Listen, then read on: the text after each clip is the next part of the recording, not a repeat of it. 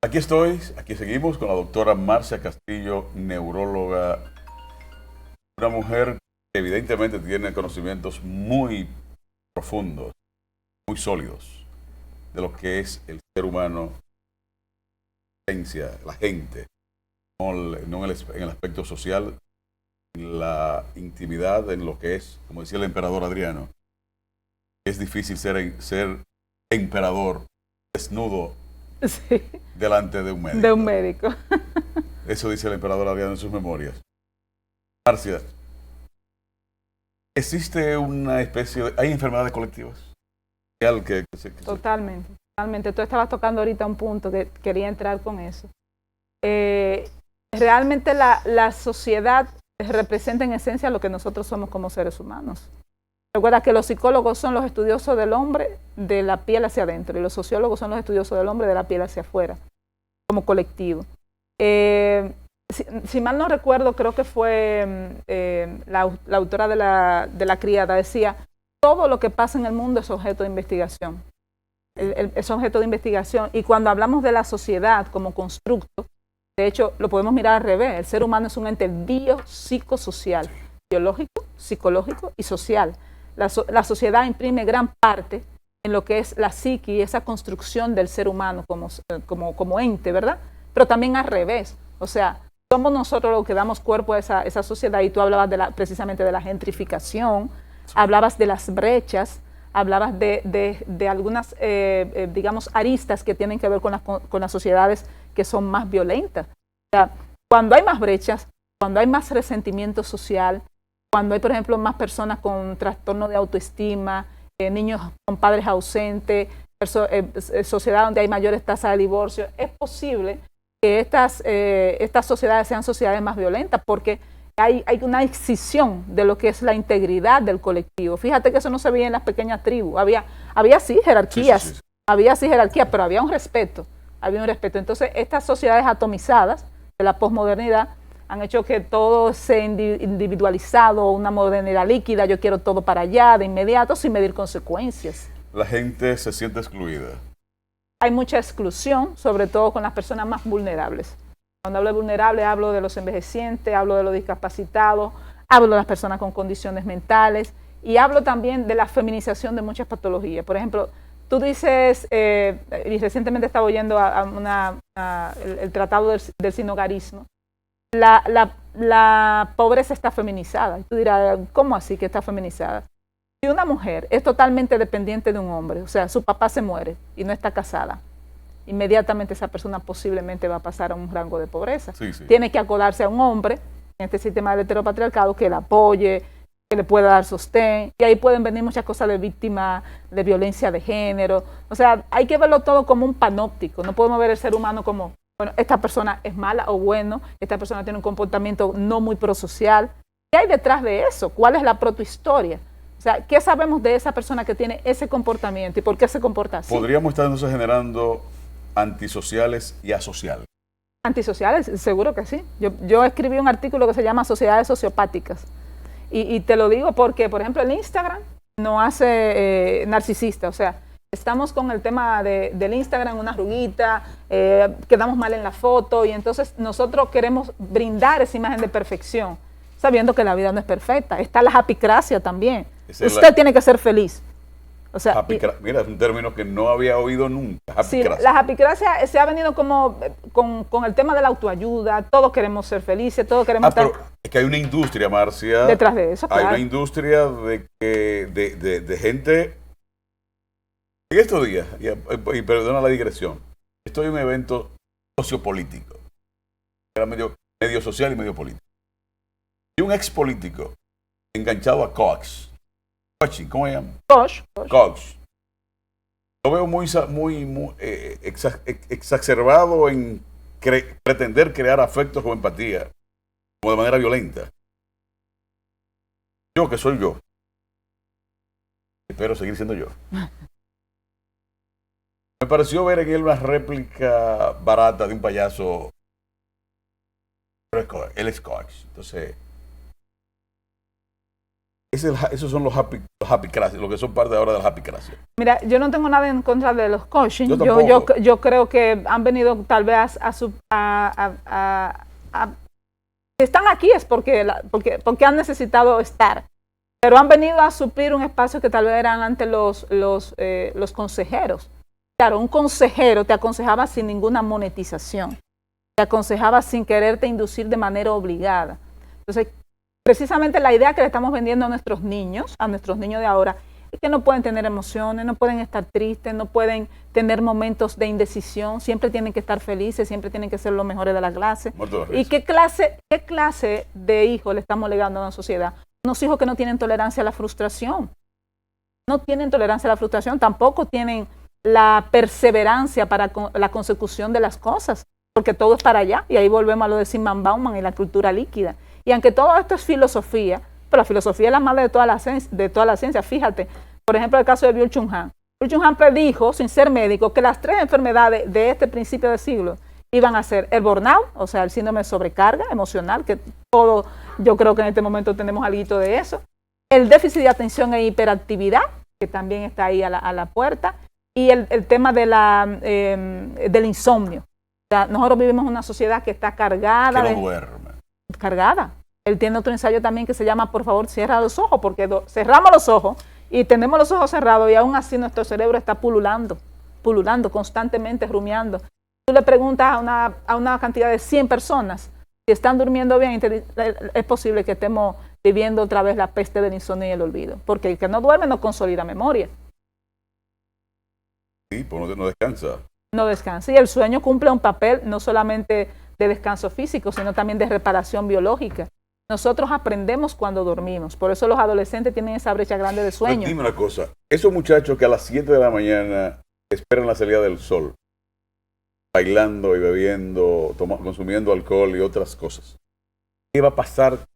¿Qué pasa en el cerebro de esa gente en los próximos 5, 6, 10 años? Lo podemos poner a corto plazo y a largo plazo. Sí, no, yo te pongo un plazo. Hipócrates, el padre de la medicina, decía que los 3 doctores por excelencia son el doctor sueño, el doctor ejercicio y el doctor dieta. Y aquí la dieta es la dieta rápida, comida rápida, para allá, o sea, el Burger King. Como yo creo que se está retomando un poco el tema de la comida sana, pero esta comida cargada de glutamato, de edulcorante, preservante, que daña la sustancia blanca, donde se genera lo que son la parte cognitiva per se, y el sueño. Entonces, ¿qué pasa cuando estos niños tienen ahora yo digo que hay un fenómeno, un neologismo, que se llama vamping, vampiro y sueño. El vampiro con el celular, los niños tienen ese fenómeno de vamping, están hasta las 2 de la mañana en el celular. Vampiros sí, vamping, son vampiros, pero de sueño. Es un neologismo que se acuñó durante el confinamiento porque se vio que una gran cantidad de niños, adolescentes, estaban hasta las 3 de la mañana en el celular.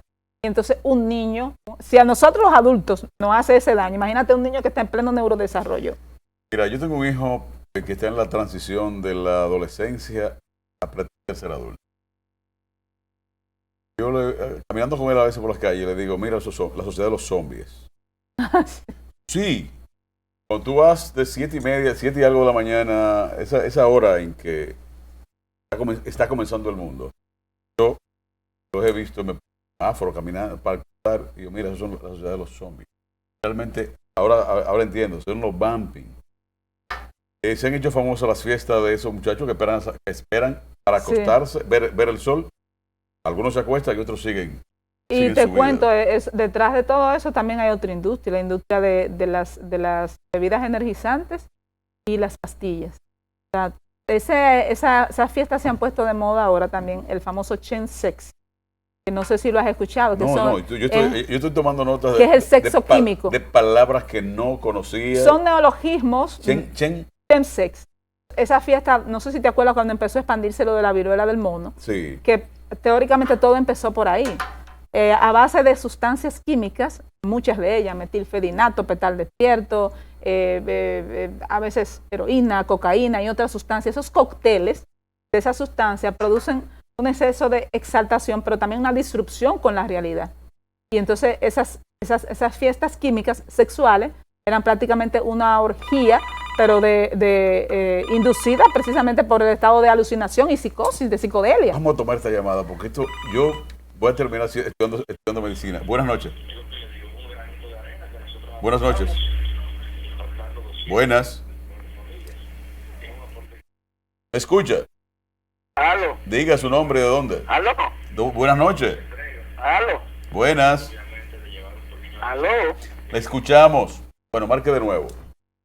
Te hablaba del chemsex, de la fiesta sexual, y no crea que eso está lejos de nuestra realidad, porque lo empezamos a hablar en Europa, España, pero aquí se ha visto en todas esas fiestas electrónicas que esos niños amanecen sin beber alcohol.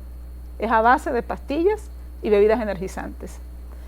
Y no solamente eso, esa disrupción con la realidad lo lleva a cometer cosas de las cuales luego no se recuerda. Mira, esas gesticulaciones. Buenas noches. Buenas. Aló. Buenas noches, dígame. Aló. Sí, le escuchamos, señora. Díganos. Buenas noches. Dígame. Buenas noches. Bueno. No Aló. se escucha en el televisor, por favor. Baje el volumen y pregunte, por favor. Gustavo. Aquí estoy. Aló. Aquí estoy, señora. Buenas noches. Buenas noches. ¿Cómo tú estás, Gustavo? Bien, gracias a Dios. ¿Y usted? Aló. No le escucho, lamentablemente. Hay un tema de Marcia. Yo he visto, no soy del extraterrestre, yo lo que soy un político haciendo opinión pública u opinión. Pero he visto algunos videos breves, porque realmente no puedo superar mi desafección por el mal gusto. No, yo soy enemigo de la vulgaridad y enemigo de la rastrería. Para ser pobre no hay que ser vulgar. La pobreza y la vulgaridad no tienen nada que ver la cosa con la otra. Así es. Entonces, esas gesticulaciones de muchachos que están como desprendiéndose la cabeza y la lengua del cuerpo, podría ser parte de ese festín de Chemsex. chemsex. Estamos hablando específicamente de qué. Mira, hay unos merengues, ¿cómo se llama? Dime, cariño, ¿cómo se llama la música esa de ustedes, la juventud? Electrónica. Esa música electrónica, dembow, no sé cuánto, que ahora hace unas gesticulaciones como que la cabeza se le está desprendiendo como si fuera el rotor de un helicóptero. ¿Tú no has visto eso? No, no lo he visto, no tengo conocimiento. Lo que sí pasó un fenómeno, y tú hablabas tú me hablabas si hay locura social. Exacto. Y nos quedamos ahí en ese punto que si hay tiempo, ojalá lo podamos retomar. Tenemos tiempo. Pasó un fenómeno en TikTok, y te cuento, para los que hacemos movimientos anormales, eso fue una locura, porque había un reto que los niños tenían que hacer tic motores múltiples, emulando tic, diferentes tipos de tic. Entonces tú sabes que hay condiciones médicas donde hay tic, o sea, tic motores con trastornos obsesivos compulsivos, pues llegaron al hospital una pleyade de niños, adolescentes que se habían puesto a hacer ese reto, como le dicen. Llegaron a las urgencias con daño, por ejemplo, en tejido, alteraciones en la CPK, que es una enzima, y múltiples manifestaciones orgánicas que se traducían simplemente porque asumieron hacer un reto de TikTok. Es decir, que también nosotros estamos moldeados por estos medios de comunicación masiva, que ahora son el mainstream. O sea, son los que nos dictan las conductas a nosotros. Mira.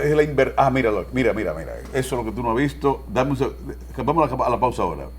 Para que la doctora Marcia Castillo pueda observar. Mira la cabeza de ese muchacho, el de la camisa roja. Mira, observa. Para esa joven parece... Mira eso. Eso es aquí en la 42. ¿Y qué es eso? Eso es música. Mira la...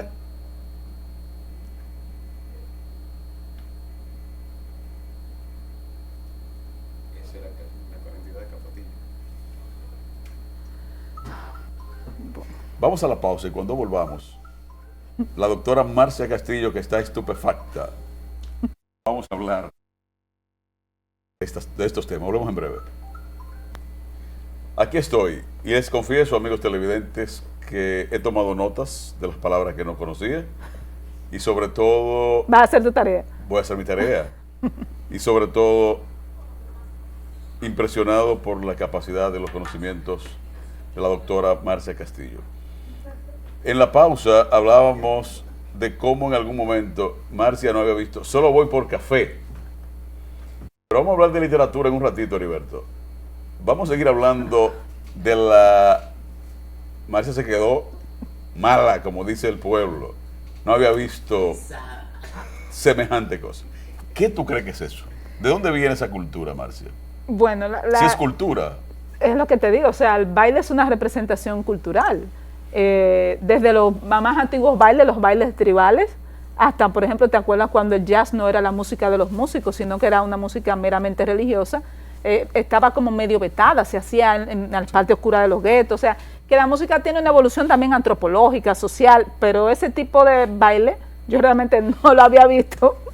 Son unos movimientos contorsivos, pero no sé hasta qué punto eso pudiera estar inducido no por Si no sustancia. hay un nivel de excitación por la pasión, me digo, yo no sé bailar.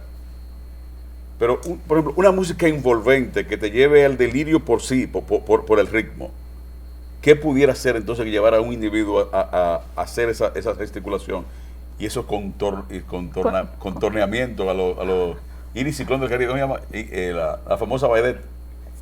Iris Chacón. Iris Chacón. La música estremece sensaciones. Mira eso, Maya. Ponlo, mira eso.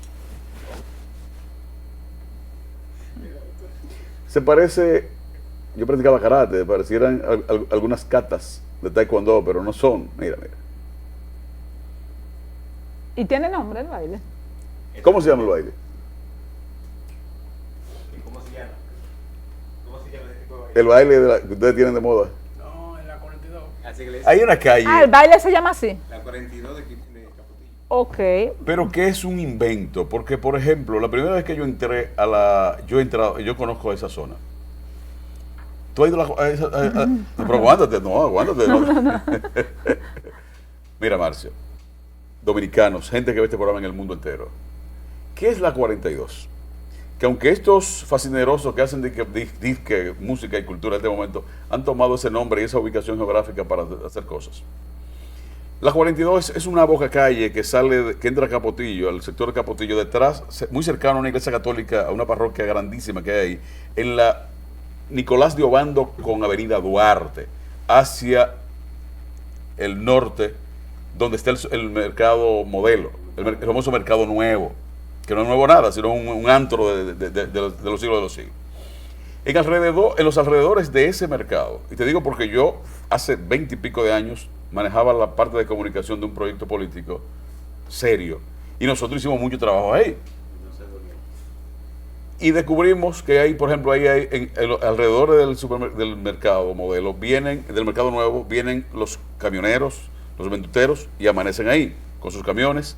Entonces, alrededor de ese lugar se crearon hoteles de paso, o habitaciones de paso. Un camionero que llega a las 2 de la mañana, duerme 3 horas, 4 horas, pero además entonces a eso le fueron agregando el servicio sexual, de prostitución en menor escala, y los vicios Atraen otros colaterales de todo lo que pasó por ahí. De la 42, que es la entrada hacia Capotillo, la recuerdo perfectísimamente, hace tal vez 20 años que no paso por ahí, pero conozco el sector. ¿Qué hay en Capotillo? En Capotillo existía en ese momento, y creo que sigue existiendo, la mayor concentración de seres humanos por metros cuadrados en América Latina. Hacinamiento. Hacinamiento. Ya de por sí. Oye, la mayor concentración de gente por metros cuadrados en América Latina está en el sector de Capotillo. Ahora, los genios de la sociología dominicana y de la nueva cultura dominicana han tomado, porque ahora el arma más peligrosa que hay es el celular, han tomado la entrada a Capotillo, que es la 42, como locación para hacer videos musicales y para colocar a ese sector en el radar del mundo y en el ojo de la humanidad gracias a la magia de la tecnología. Pero en Capotillo, para adentro, hay mucha gente seria y hay otro mundo. Y ahí funcionan, es alrededor del hospital. ¿Cómo es el hospital que queda a mano derecha? El Moscoso Puello. Yo tengo pendiente de ir a la 42 ahora, para ver qué es lo que hay por ahí. Entonces, si tú quieres, ¿qué fue? Yo te invito, cualquier tarde de esta, vamos a ver qué es lo que hay por ahí, porque es otro mundo, Marcia. Mira, Es otra cultura. las miniculturas, es verdad que la cultura no se minifica, porque en realidad pertenece a una macrocultura, pero hay que saber que cada sector tiene una identidad cultural. Incluso existe el idiolecto, o sea, que es un dialecto propio de ciertas áreas. Sí, pasa. Sí, los jóvenes tienen el pubilecto, que es un lenguaje creado por ellos y que solamente lo entienden ellos. Dale, no importa. Entonces, en ese sentido lo que te quiero decir es que lo que se genera a veces como cultura en ciertas sociedades es el reflejo de eso. Entonces, no es que necesariamente este tipo de baile, de comportamiento, sea un reflejo de pobreza, de resentimiento, de brechas sociales, de alienación, pero es posible que todo esté condicionado por eso, porque el hacinamiento es un caldo de cultivo para todos los problemas, Marce, de salud, psicológico, sociales, culturales. Yo no puedo terminar esta entrevista, se nos acabó el tiempo, quedan 2 minutos. Hablamos de literatura, Marcia, ¿cuántos libros te has publicado? 3 libros. El tercero es el que más te va a gustar a ti, porque es una colección de ensayos de literatura, neurociencia y posmodernidad, donde yo traté de hacer una especie de tinglado de esas 3 cosas que son mis pasiones y retrato ciertas condiciones personales, sociales, pero desde la óptica de la literatura y la neurociencia. Ponme la portada, ¿qué es Solo Voy por Café? Solo Voy por Café es mi obra primigenia, mi primer hijo. Es un libro de cuentos, algunos orientados muy a la psiquis y otros orientados a la parte más de las raíces de mi pueblo. Hay cuentos de ficción, hay cuentos muy de corte psicológico, hondamente queridos por psiquiatras, psicólogos, y lo han tomado como libro de texto para algunos cursos y estudiantes. Y es un libro que yo invito a leer. Solo Voy por Café es un libro de cuentos. Vasija Rota es un poemario, y el tercer libro, que es La humanidad en su barril, es un libro de colección de ensayos. Es el que ahora estamos promocionando. La humanidad en su barril. Sí. Eso es como... Yo sé por dónde tú vas, por donde Diógenes. A propósito de Diógenes, terminando, señores, encontré en un pueblo que se llama Valle de Ángeles. El pueblo se llama Valle de Ángeles, en Honduras, en Centroamérica. Parece idílico, y cuando llegué ahí me sentí estar en Macondo. Encontré una librería donde venden libros, valga la redundancia. Manejada aquella librería, que me permitan un minuto más, manejada aquella librería por una muchacha de 22 años, que probablemente se haya leído la librería completa, una formación impresionante. ¿Y cómo se llama la librería? Diógenes. Entonces le pregunté, ¿por Laercio o por el otro? Me dice, por Diógenes de Laercio. Lo sabía. No el de Sinope, sino de la... Lo sabía. Señores, yo estoy agradecido infinitamente, espero que ustedes también, de esta entrevista interesante con la doctora Marcia Castillo, neuróloga, literata o escritora, y sobre todo una dominicana que enaltece y enorgullece a esta patria. Nos vemos mañana y que Dios les bendiga. Muchas gracias.